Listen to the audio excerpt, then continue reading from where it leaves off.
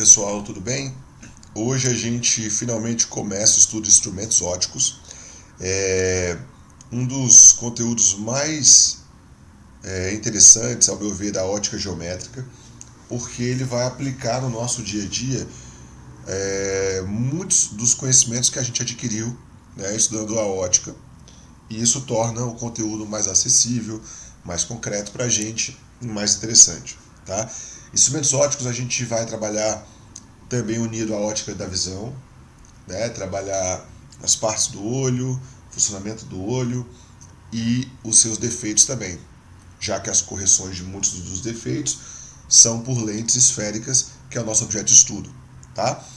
E outros instrumentos. Não vamos dar todos os instrumentos existentes, mas o que vocês têm que aprender é o efeito que esse instrumento causa, né, na hora de você utilizar. E se você souber a formação de imagem, a característica, o que você quer obter com ele, você consegue analisar qualquer questão de qualquer instrumento que possa surgir. Máquina fotográfica, binóculo, lupa, projetor, enfim. O que precisa é você entender como é que você analisa. Tá? Bom, então vamos lá. O primeiro instrumento é o mais simples deles, né? Que é a lupa. A lupa é o instrumento mais simples, por quê? Porque ela utiliza de apenas se utiliza de apenas uma lente. Essa lente é colocada próximo ao objeto, gerando uma imagem virtual que você analisa olhando através da lente. Lembre-se, toda imagem virtual formada por uma lente, você vai conseguir enxergar olhando através da lente, olhando para a lente, dentro da lente. Lembre-se que ela é virtual. Quando a imagem é real, você projeta ela na parede. Aí você vai conseguir obter uma imagem projetada, fora da lente. Tá? Então, basicamente, por que você coloca uma lupa perto do objeto que você quer analisar? Porque a lupa ela só vai funcionar na forma como a gente precisa, da forma como a gente precisa, se o objeto estiver entre o foco e o centro óptico da lente. Certo? Por quê? Porque tem que ser o quinto caso de imagem. Quando o objeto está antes do foco, dentro da distância focal, isso quer dizer que a imagem vai ser direita, virtual e maior que o objeto. Então o observador que está olhando daqui, ó, onde está o olhinho aqui, ele vai deixar de ver o objeto, porque os raios que partem do objeto não vão se encontrar, e ele passa a ver o prolongamento dos raios. Então ele passa a ver a imagem virtual. Então quando você olha pela lente, você não vê duas coisas. Quando você olha pela lupa, você vê uma coisa maior, ou seja, você vê só a imagem. Certo? E o que eu posso cobrar de forma quantitativa? Basicamente, se alguém fala de lupa, você tem que saber para que ela serve, como ela deve funcionar. É o quinto caso de imagem de uma lente convergente. E aí valem as mesmas fórmulas, equação de Gauss, aumento linear. O que vai mudar é a análise que você vai fazer, tá bom? Bom, segundo instrumento, a máquina fotográfica. Pensa aí no para que a máquina serve. Principalmente aquelas máquinas antigas que tinham filme revelador, né? Hoje em dia também, mas hoje não tem um filme, vai ter fotos sensíveis para captar aquela imagem. Mas basicamente o que precisa? Existe um objeto, esse objeto vai estar depois do centro óptico, depois do ponto principal. Lembre-se, né? Quando o objeto está depois do ângulo principal, é o primeiro caso de imagem de uma lente convergente. De novo, lente convergente aqui para a máquina. Então a imagem vai ser real, invertida e menor que o objeto. E tem que ser menor.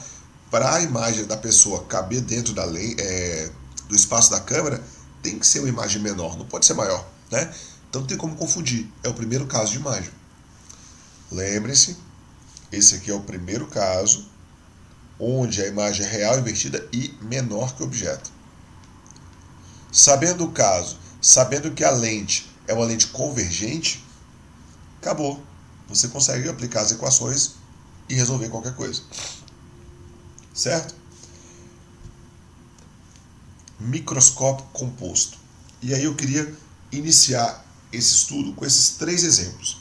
A lupa é o mais simples, a máquina fotográfica, que pode gerar uma ou outra dificuldade em alguma questão, e o microscópio composto, que utiliza mais de uma lente. Existem mais e a gente vai trabalhar mais, mas eu acho que esses três dá para ter uma ideia, para que vocês possam começar a fazer tarefas, tá bom? Bom, o microscópio composto, a gente vai começar a definir algumas coisas, como por exemplo, lente objetiva, lente ocular. Esse tipo de análise também tem no telescópio, na luneta, no binóculo. Basicamente, a lente ocular é aquela na qual você posiciona o seu olho, está perto do globo ocular, por isso que ela é a lente ocular.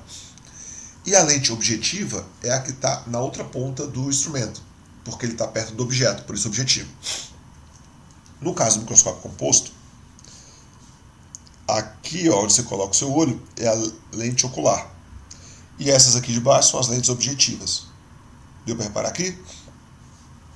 Pois é.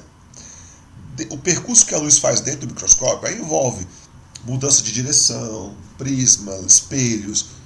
Isso não é o que vai definir o tipo de imagem. O que vai construir imagens diferentes é a objetiva e a ocular.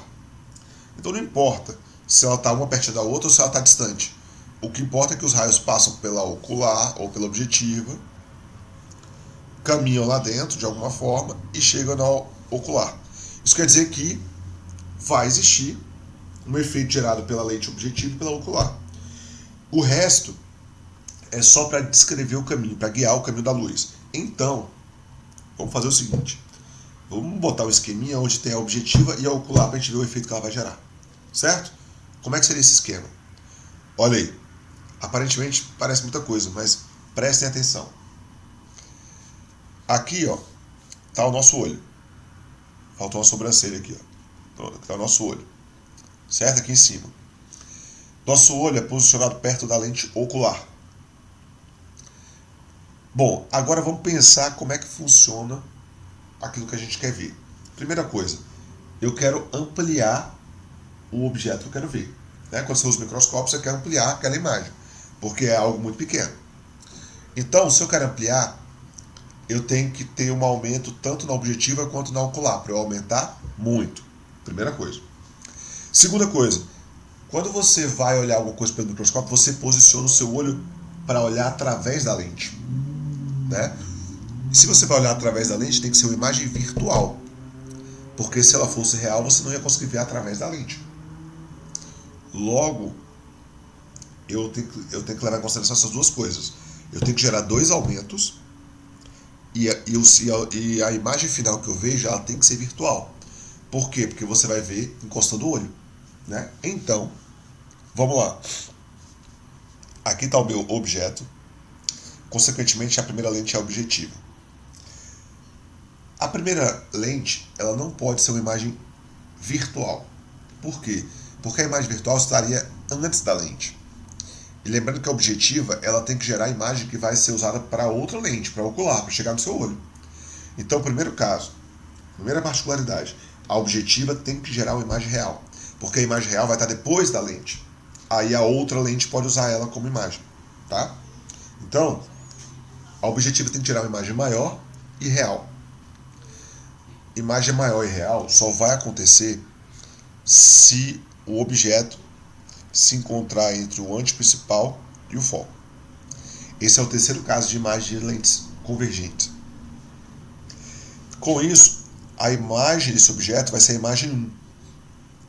A imagem 1 ela vai ser real, invertida e maior. Ela vai servir de objeto, ela vai ser como se fosse o objeto 2 para a segunda lente. Só que para a segunda lente, tem que dar uma imagem maior e virtual, lembra? Porque eu tenho que ver através da lente, tipo a lupa. E a lupa usa o quinto caso. Qual que é o quinto caso? Quando o objeto está entre o foco e a própria lente. Não é isso? Então reparem que a distância entre um e outro tem que ser tal que a imagem da primeira lente, que vai ser o objeto da segunda, tem que cair dentro do foco da segunda.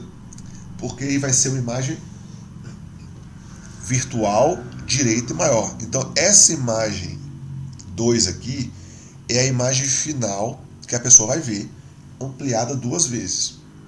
Né? 2 vezes não, com o aumento de cada lâmpada, das 2 lâmpadas. Essa imagem final, reparem que em relação ao objeto dela, ela é uma imagem virtual direita e maior, tá? Porque ela é direita em relação ao objeto dela, que é o O2. Estão as duas do mesmo lado. Por que aqui então ficou virtual invertida e maior? Essa informação aqui é comparando com o objeto inicial. Tudo que você vê no microscópio ele é virtual, invertido e maior, tá? Mas esse é o resultado final de tudo que acontece. A lente não pode, uma lente sozinha não vai gerar imagem virtual invertida. Não existe isso, lembra? Bom, e qual que é o aumento que o microscópio pode gerar? O aumento, ele é o aumento da objetiva vezes o aumento da ocular. As formas são as mesmas. Então, se uma gera um aumento de 3 e o outro de 5, o microscópio vai conseguir aumentar 15 vezes aquela imagem. Perceberam? Essa análise é um pouco mais detalhada, um pouco mais complexa, mas ela é importante de se fazer, tá? Lembrando que o aumento pode ser negativo, então o microscópio ele pode gerar um aumento de menos 15? Pode. Por quê? Na verdade sempre vai ser negativo, né? Porque o aumento da primeira lente é sempre negativo, tá? Porque ela é invertida. Bom, para a gente começar, antes de ir para outros instrumentos, vamos começar a trabalhar um pouco para tirar algumas dúvidas. Na próxima aula eu quero retomar com mais 2 instrumentos e com exercícios também, tá bom? Galera, bons estudos, bom resto de semana e vamos nessa. Tchau, tchau.